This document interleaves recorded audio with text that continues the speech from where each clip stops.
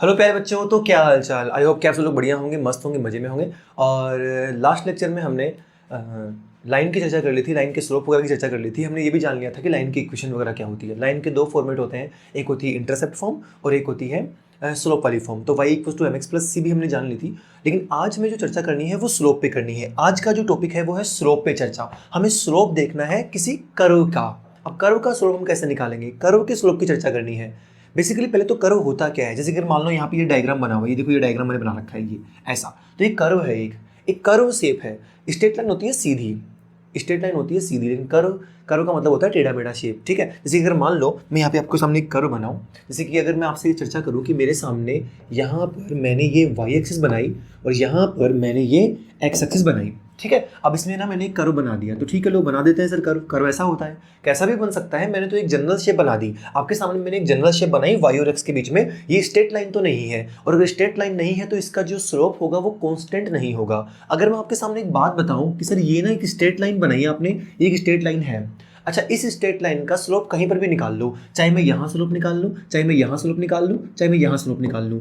A B C तीनों points पर slope same है। स्लोप का मतलब होता है tan थीटा, आपको पता है। अगर मैं स्लोप निकालना चाहूँ तो स्लोप का मतलब होता है tan थीटा। अब चाहे यहाँ थीटा निकाल के देखो, सर एक्स एक्सिस बना लो यहाँ पर, देखो किसी भी लाइन को उसके पैरेलल शिफ्ट कर सकते हैं। मैंने इस एक्स को यहाँ शिफ्ट कर लिया, ये एंगल भी थीटा ही है।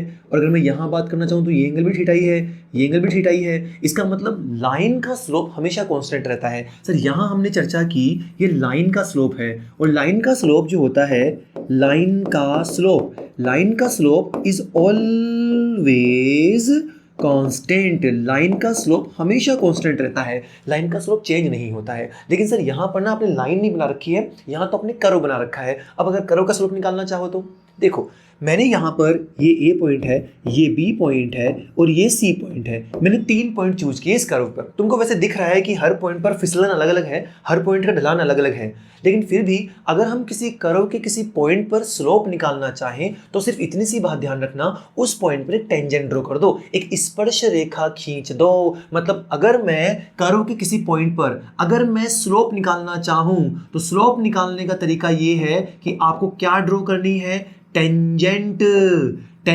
ड्रॉ कर दो और टेंजेंट का स्लोप देख लो। सबसे पहले ये बात ध्यान रखना, अगर आपको किसी कर्व का स्लोप निकालना है तो किसी पॉइंट पर अगर स्लोप निकालना चाहो तो उस पॉइंट पर टेंजेंट ड्रॉ कर दो। अब जरा ध्यान से देखना, अगर मैं ए पॉइंट पर काजू को बिठाऊं, मैं एक काजू को बोलूं कि काजू ए पॉइंट पर बैठ जा, तो काजू अगर यहाँ ए पॉइंट पर बैठेगी तो वो बोलेगी कि ठीक है मास्टर, मैं नहीं फिसल रही, मैं सेफ हूं यहाँ पर। लेकिन अगर मान लो मैं उसी काजू को बी पर बिठाऊं, तो बी पर बिठा दोगे तो काजू ये बोलेगी बस अब मैं ज़्यादा ऊपर नहीं जा सकती, यहाँ से फिसल रही हूँ। लेकिन मान लो अगर मैं इसी काजू को यहाँ बिठा दूँ तो काजू पकड़ लेगी सरफेस को और कहेगी कि बस मास्टर गिर रही हूँ मैं यहाँ पर। इसका मतलब सबसे ज़्यादा स्लोप, सबसे ज़्यादा ढलान उसे कहाँ लगेगा, सर सी पॉइंट पर। इसका मतलब ए से बी तक जाने में स्लोप इंक्रीज हुआ है, स्लोप चेंज हो रहा है। मतलब कर्व का जो स्लोप होता है ना वो चेंज होता रहता है, वो कांस्टेंट नहीं होता। लेकिन लाइन का स्लोप हर पॉइंट पे कांस्टेंट रहता है। अब हम बात करना चाहते हैं कि मैं ए पे स्लोप निकालूंगा कैसे। अगर आपको ए पे स्लोप निकालना हो तो ए पर टेंजेंट ड्रॉ कर दो। लो भाई, मैंने टेंजेंट ड्रॉ कर दी, और फिर इस टेंजेंट का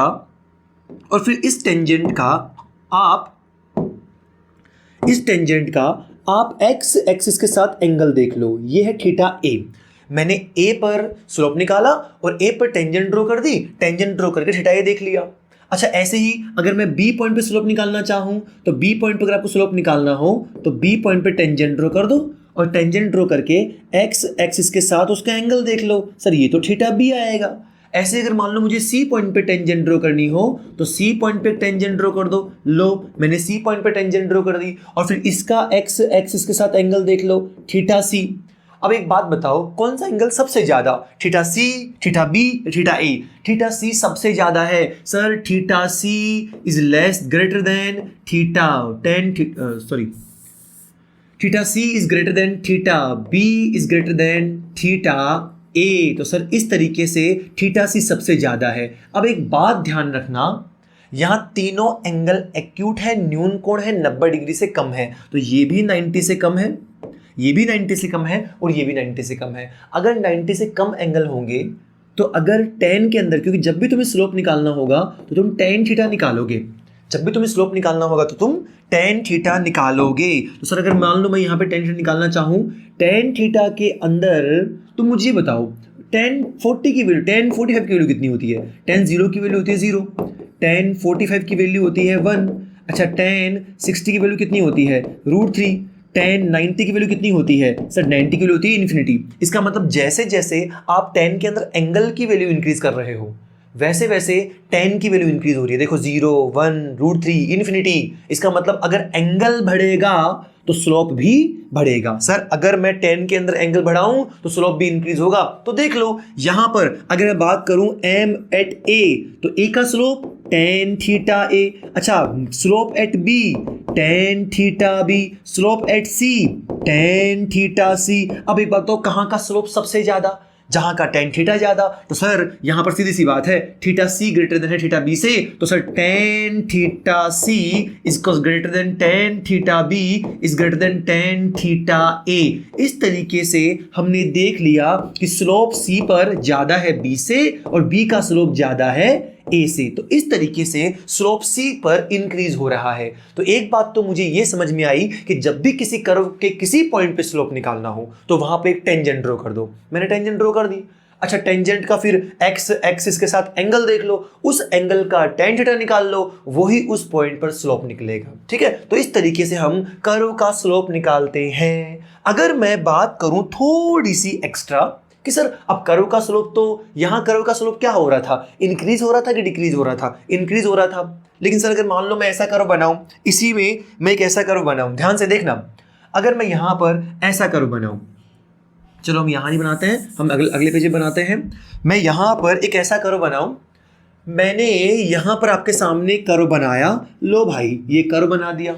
अब कर्व तो कैसा भी हो सकता है। अगर मैं ए पॉइंट यहां लूं, अगर मैं बी पॉइंट यहां लूं, अगर मैं सी पॉइंट यहां लूं, अब जरा बताना, टेंजेंट ड्रॉ कर दो ए बी और सी पर। अगर मैं ए पर टेंजेंट ड्रॉ करूं, अगर मैं बी पे टेंजेंट ड्रॉ करूं, अगर मैं सी पे टेंजेंट ड्रॉ करूं, टेंजेंट का एक्स एक्सिस के साथ एंगल थीटा ए, यहां थीटा बी और यहां थीटा सी। सर यहां पर तो थीटा सी कम हो गया थीटा बी से, थीटा सी कम हो गया थीटा बी से, और थीटा बी कम हो गया थीटा ए से। इसका मतलब अगर थीटा डिक्रीज हो रहा है तो tan थीटा की वैल्यू भी डिक्रीज होगी। इसका मतलब tan theta C is less than tan theta B is less than tan theta A. तो सर स्लोप ए का ज्यादा है बी से और बी का ज्यादा है सी से। तो इस तरीके से स्लोप डिक्रीज हो रहा है सी तक जाने पर। मतलब सर यहां तो स्लोप डिक्रीज हो रहा है और अभी जो ग्राफ बनाया था वहां पर उसमें स्लोप इंक्रीज हो रहा था। तो कर्व का स्लोप इंक्रीज भी हो सकता है, डिक्रीज भी हो सकता है, डिपेंड करता है tan थीटा पर, एंगल पर। अगर एंगल इंक्रीज हो रहा है tan थीटा में, 90 से कम एंगल है तो सर स्लोप इंक्रीज होगा। एंगल डिक्रीज हो रहा है तो एंगल डिक्रीज हो रहा है तो स्लोप डिक्रीज होगा। चलिए आगे बढ़ते हैं। अब कुछ फंक्शंस होते हैं जिनको हम बोल सकते हैं कि एक इंक्रीजिंग फंक्शन होता है, एक डिक्रीजिंग फंक्शन होता है। उससे पहले एक छोटी सी बात जानो। एक टॉपिक होता है, एक कॉन्सेप्ट समझना, एक कॉन्सेप्ट समझना। कॉन्सेप्ट ये है, कभी कभी आपको ये बोलेगा कि एवरेज स्लोप निकाल दो, average slope between 2 points on A curve, on A curve. कोई कर्व बना देगा और आपसे ये कहेगा कि उस कर्व पे 2 पॉइंट है। और अब एक बात बताओ, कर्व के तो हर पॉइंट का स्लोप अलग अलग होता है। जैसे अगर मान लो मैं यहाँ पर एक कर्व बनाऊं, मैंने ना यहाँ पर एक कर्व बना दिया, तो ये y और x के बीच बनने वाला कोई कर्व है। अच्छा, इसमें ना 2 पॉइंट दिए, एक पॉइंट a और एक पॉइंट b। एक पॉइंट a यहाँ है, एक पॉइंट b वहां है। अच्छा, इसके कोऑर्डिनेट ना मैं मान लेता हूं x1, y1, इसके कोऑर्डिनेट में मान लेता हूं x2, y2। इस तरीके से मेरे पास 2 पॉइंट्स है, 2 कर्व है। अच्छा, दो पॉइंट, एक कर्व पर 2 पॉइंट्स हैं, x1, y1, x2, y2। अब मेरे को ये पता है कि a से b तक जाने में स्लोप इंक्रीज हो रहा है, तो स्लोप कांस्टेंट तो नहीं है। लेकिन मुझे तो किसी ने ये पूछ लिया, तुम तो मुझे ना a और b के बीच में ना एक स्लोप निकाल के बता दो, एवरेज स्लोप। तो जब भी आपसे एवरेज स्लोप पूछे, तो एवरेज स्लोप पूछे तो क्या करना है, उन दोनों पॉइंट्स को मिला देना है। ये ए पॉइंट है, ये बी पॉइंट है, इनको एक लाइन से मिला दो। लो भाई मैंने लाइन से मिला दिया, और जो लाइन बनी ना उसका स्लोप निकाल दो। तो अब तुम्हें केवल इस लाइन का स्लोप निकालना है थीटा।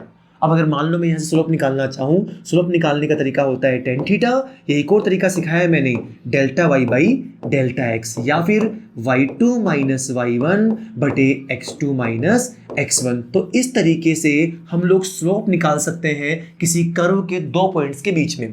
पहली बात, कर्व का स्लोप चेंज होता रहता है, अलग अलग पॉइंट्स पे कर्व का स्लोप अलग अलग निकलेगा, लेकिन अगर मान लो मैं दो पॉइंट्स के बीच में कर्व का स्लोप निकालना चाहूँ तो उसको हम एवरेज स्लोप बोलते हैं। अब दो टाइप के स्लोप होते हैं, दो टाइप के कर्व होते हैं, एक होता है इंक्रीजिंग फंक्शन, एक होता है डिक्रीजिंग फंक्शन। तो सर पहली बात करते हैं, पहला हम बात करते हैं इंक्रीजिंग फंक्शन। एक होता है इंक्रीजिंग फंक्शन और एक होता है डिक्रीजिंग फंक्शन। डिक्रीजिंग फंक्शन, एक होता है इंक्रीजिंग फंक्शन, एक होता है डिक्रीजिंग फंक्शन। पहले हम बात करते हैं इंक्रीजिंग फंक्शन की। देखो, अगर मैं आपके सामने एक ग्राफ बनाऊं, इंक्रीजिंग फंक्शन का मतलब समझो और डिक्रीजिंग फंक्शन का मतलब समझो। मैंने ये कहा आपके पास ना y equals to f x है। y equals to f x का मतलब y f का फंक्शन है, अगर x चेंज होगा तो y भी चेंज होगा, y x का फंक्शन है। अब यहां पर ना मैंने एक ग्राफ बनाया, लो ये ग्राफ। जरा एक बात बताओ, इस ग्राफ में अगर मैं यहां और यहां देखूं तो देखो, अगर x की वैल्यू कम थी तो y की वैल्यू भी कम है, अगर x की वैल्यू थोड़ी ज़्यादा हो गई तो y की वैल्यू भी ज़्यादा हो गई, x की वैल्यू और ज़्यादा हो गई तो y की वैल्यू और ज़्यादा हो गई। इसका मतलब जैसे जैसे x इंक्रीज हो रहा है वैसे वैसे y इंक्रीज हो रहा है। अच्छा, एक और ग्राफ मैं बनाऊँ। सर यहाँ पर ना मैंने ग्राफ बनाया ऐसा, ये y है और ये x है। सर ये ना एक कर्व बना दिया मैंने। आप तो ये बता दो कि ये इंक्रीजिंग फंक्शन है कि डिक्रीजिंग फंक्शन है। ये कैसा फंक्शन था, x बढ़ रहा है तो y बढ़ रहा है, इसका मतलब ये एक इंक्रीजिंग फंक्शन है। जब भी किसी क्वेश्चन के अंदर x की वैल्यू बढ़ाओ और y की वैल्यू बढ़ जाए, समझ जाना वो एक इंक्रीजिंग फंक्शन है। अच्छा ठीक है सर, यहाँ पर भी ऐसा ही हो रहा है। सबसे पहले जब x की कम वैल्यू रखोगे तो y की भी कम वैल्यू आएगी, उसके बाद में x की ज़्यादा वैल्यू रखोगे y की भी ज़्यादा वैल्यू आएगी, x की और ज़्यादा वैल्यू पुट करोगे y की भी और ज़्यादा वैल्यू आएगी। इसका मतलब सर यहाँ पर भी ये भी कैसा फंक्शन है, increasing function. x increases then y increases. अच्छा, ऐसे ही अगर मैं डिक्रीजिंग फंक्शन की बात करूं, सर अगर डिक्रीजिंग फंक्शन की बात करो तो सर देखो, मैंने ना यहाँ पे ग्राफ बनाया, मैंने ये बताया कि ये ग्राफ ना ऐसे बन रहा है। अब सोच के देख, अगर मैं यहाँ की बात करूं तो यहाँ x की वैल्यू तो कम थी, लेकिन क्या y की वैल्यू ज़्यादा थी। अब जैसे हम थोड़ा आगे आए वैसे ही x की वैल्यू ज़्यादा हो गई, लेकिन y की वैल्यू कम हो गई। तो सर यहाँ y decreases when x increases. तो सर ये डिक्रीजिंग फंक्शन है। अच्छा, ऐसे ही मैं एक और ग्राफ बना लूँ। मैंने ना ग्राफ बनाया ऐसा। अब एक बात बताओ, यहाँ पर x की वैल्यू कम थी लेकिन y की वैल्यू ज़्यादा थी। ऐसे अगर मान लो मैं यहाँ पहुँचूँ तो यहाँ x की वैल्यू तो इंक्रीज हो रही है लेकिन y की वैल्यू डिक्रीज हो रही है। जब x की वैल्यू इंक्रीज करने पर y की वैल्यू इंक्रीज हो, समझ जाना वो इंक्रीजिंग फंक्शन है, और जब x की वैल्यू डिक्रीज करने पर y की वैल्यू डिक्रीज हो, समझ जाना वो डिक्रीजिंग फंक्शन है। दो टाइप के फंक्शन होते हैं, इंक्रीजिंग फंक्शन और डिक्रीजिंग फंक्शन। ऐसे ही आपको एवरेज स्लोप भी निकालना आ गया, आपको कर्व का स्लोप भी निकालना आ गया। कर्व के जिस भी पॉइंट पर स्लोप पूछा जाए वहां पर एक टेंजेंट ड्रॉ कर दो। तो आज इस लेक्चर में मैंने छोटा सा लेक्चर बनाया है, इसके अंदर सिर्फ मैंने आपको कर्व का स्लोप निकालना सिखाया है। इससे पहले मैंने लाइन का स्लोप निकालना सिखाया था। अब जो अगला टॉपिक आने वाला है वो बहुत इंपॉर्टेंट है और उसे कहते हैं डिफरेंशिएशन एंड इंटीग्रेशन। मैं कैलकुलस स्टार्ट करने वाला हूं अगले लेक्चर के अंदर, तो अगला लेक्चर प्लीज प्लीज प्लीज देखना, उसको भूलना मत, क्योंकि इंटीग्रेशन और डिफरेंशिएशन में उन बच्चों को भी दिक्कत आती है जो 12वीं के बाद में 1 साल तक कोचिंग कर चुके हैं या नीट की तैयारी कर रहे हैं या जेईई की तैयारी कर रहे हैं, क्योंकि उनको भी इंटीग्रेशन और डिफरेंशिएशन में दिक्कत आती है। ठीक है, तो इंटीग्रेशन और डिफरेंशिएशन का लेक्चर मिस मत करना। All the best.